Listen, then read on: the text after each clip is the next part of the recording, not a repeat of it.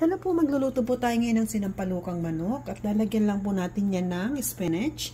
At siyempre, gigisa po natin yan sa maraming luya, bawang, spring onion. At kakailanganin din po natin ng, siyempre, pang-asim. So, diba? Sampalok mix.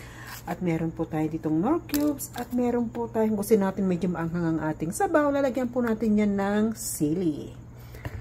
Unahin po natin, igisa muna ang ating karning manok.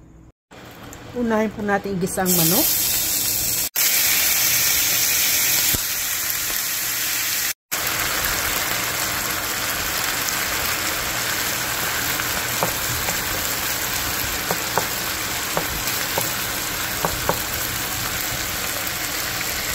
Ang pabango po yung spring onion. Talagang magluto niya. Lagyan ko po ng spring onion para mabango. Ating niluluto. Ginigisa ko po talaga munang mabuti ang manok para luto na po siya. At saka natin lalagyan ng sabaw. Lagyan po natin ng sabaw. Lagay po natin ang Knorr cubes. Hayaan natin kumulo. Takpan po natin. Hayaan kumulo.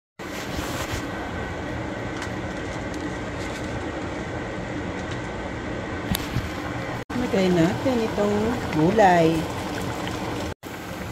Ito na po ang ating sinampalukang manok at kakainan na nga po. Ayan, yummy!